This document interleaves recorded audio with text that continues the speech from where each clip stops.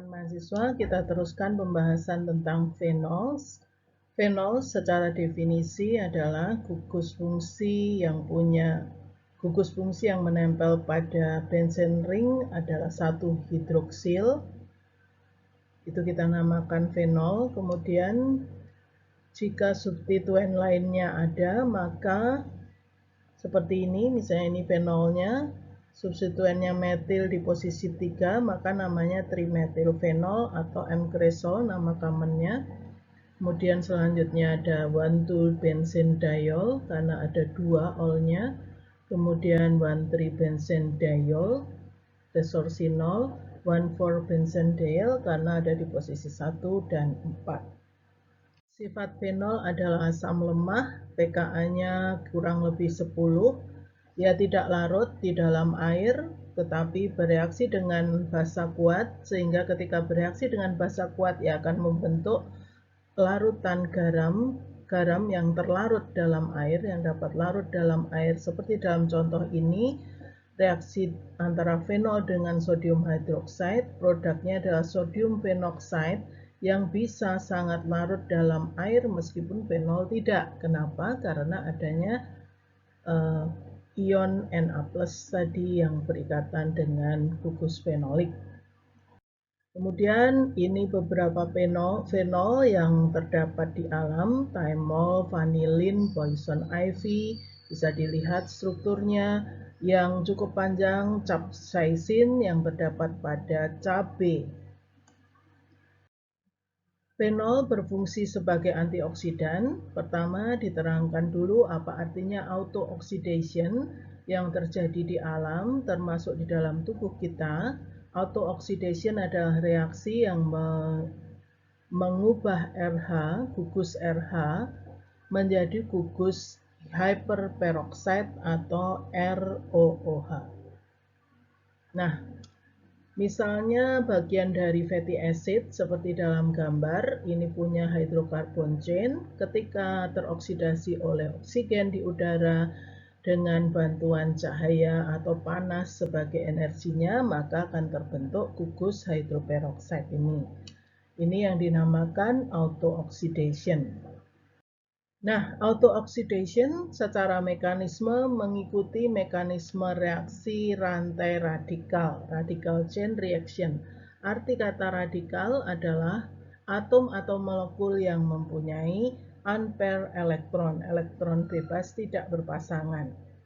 Karena unpaired elektron, maka radikal bebas juga akan menimbulkan chain initiation, reaksi berantai. Dia akan membentuk radikal yang lainnya lagi sehingga bisa bereaksi dengan yang non-radikal, membentuk radikal baru, dan seterusnya.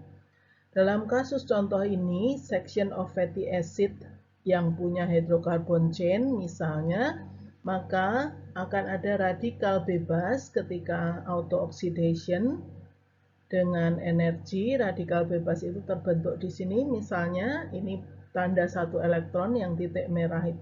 Kemudian selanjutnya pada saat chain propagation atau penggandaan berantai, reaksi radikal itu akan membentuk radikal baru lagi. Tadi dari step yang pertama dari radikal, pembentukan radikal, kemudian step berikutnya propagation, step yang pertama dia akan bereaksi yang radikal itu dengan oksigen yang juga sudah diradikal, sehingga ada hidroperoksi radikal yang baru.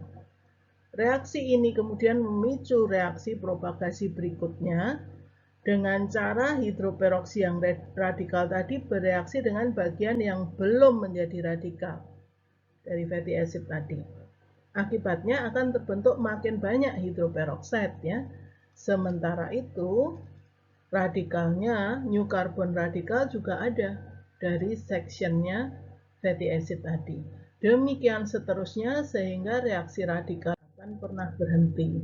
Membentuk hyperperoxide, sifatnya unstable karena radikalnya, kemudian dia terdegradasi menjadi bentuk-bentuk yang lebih pendek seperti aldehyde dan carboxylic acid yang menghasilkan bau yang tengik, rancid smell. Misalnya pada fatty acid kalau dekatkan dengan sinar matahari, misalnya beberapa waktu kemudian akan berbau tengik. Nah, formasi yang mirip dengan hal seperti ini, pembentukan low density lipoprotein atau LDL dalam tubuh kita yang terdeposited pada arteri, pada dinding arteri juga merupakan pembentukan hidroperoxide autooxidation. Akibatnya apa? Pemecahan ke low density lipoprotein yang menempel di walls-nya arteri atau di dinding arteri akan mengakibatkan cardiovascular disease. Tambahan lagi, contoh nyata adalah aging, penuaan ya, penuaan sel misalnya ini juga dapat dipicu oleh mudahnya pembentukan hidroperoxide karena autooxidation. Kemudian nanti terdegradasi, terpotong menjadi sel-sel atau potongan-potongan rantai karbon yang kecil. Nah, bagaimana kemudian upaya tubuh menghalangi autooxidation?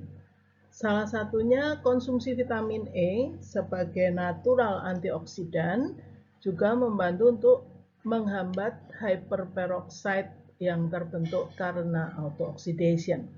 Selain dengan antioksidan yang alami, ada juga yang sintetik.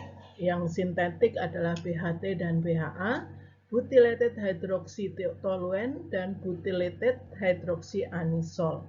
Dinamakan toluen karena ini adalah gugus toluen dengan fenolik di situ.